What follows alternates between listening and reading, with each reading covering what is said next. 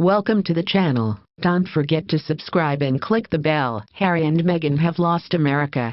That's the spectacularly clear conclusion after 2 volumes and 6 hours of a mind-numbingly deep dive into the Netflix saga of the world's most miserable ex-royals. Again, I watched, so you didn't have to. Strikingly, the criticism is not just coming from loyalists or the old-school, conservative, anti-woke crusaders. It's the left that is unleashing. Congrats H&M, you've done something Biden and Trump couldn't. You've brought America together. Almost everyone is plugging their ears, covering their eyes, and screaming, "Please God, make it stop." The New York Times reheated the second serving of reviews of the Megflix opus. Some critics have had their fill of the couple's account, they write, detailing a laundry list of critics who found it to be grudge rehashing, a gussied-up reality show, and out of touch, self-absorbed and cornier than a Hallmark movie. Left-leaning The Atlantic ran the headline, "The cringeworthy end of Harry and Meghan on Netflix. The ex-royals insist they're moving on. Viewers should be so lucky." Far-left Slate ran the hilarious headline, "It's okay to admit Harry and Meghan are annoying." Yes, we know it's okay. The royally aggrieved couple's bestie, CBS News anchor Gayle King, who attended Meghan's baby shower, called the finale very dicey. Whoopi Goldberg said she had better things to do than watch it at all. Liberal shock jock Howard Stern was calling them whiny bitches, like the Kardashians, but boring, even before the series ended. I could go on and on. But what do ordinary Americans think? The current audience score on the crowdsourced rating site Rotten Tomatoes is 14%. Honestly, it's hard to find something lower, so I gave up scrolling. What happened? Not too long ago, it was completely taboo, and could get you kicked off US and UK television. See Sharon Osbourne and Piers Morgan, for even questioning Harry and Meghan. Well, that has clearly come to an end. And I'll tell you why. First, no one likes clickbait. After the infamous Oprah interview in Volume 1, everyone was expecting some bombshells. But it was all duds. The most explosive headline from Volume 2 was that Harry's brother screamed at him when H&M decided to ditch the family and pursue fame and fortune abroad. That's their style, all tease and no payoff.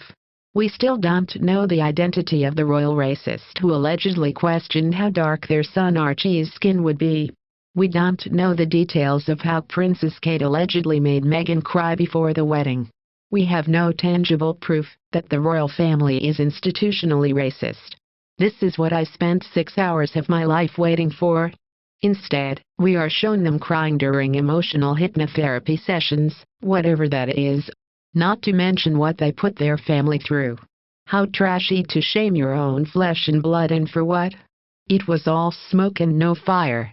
Second, and most importantly, Americans want to root for the underdog, but you've got to give us something, anything, to root for. Never once in the entire series did Harry and Meghan show a scintilla of introspection. Never did they ask to be forgiven, or show personal accountability and growth. Not to mention what they put their family through. How trashy to shame your own flesh and blood, and for what? It was all smoke and no fire. According to them, there's nothing they could have done differently. They're perfect angels, blameless. In their telling, it was the Queen and the rampantly racist royal family who felt threatened by Meghan's incandescent star power. She's a super mega ultra star. No one could possibly compete with her, and she was punished for it. Instead of anything resembling reality, we get a front-row view into their home in one of the wealthiest areas in America, Montecito, California.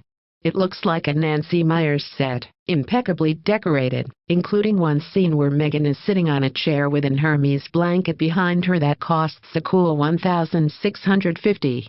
They have horses, chickens, idyllic views of the coast. They ride in black SUVs with full security escorts. They take refuge in Tyler Perry's house, and on private islands off of Canada. They stay in enormous penthouses in New York City. Their dogs fly on private beds in their private planes with their team of assistants and nannies.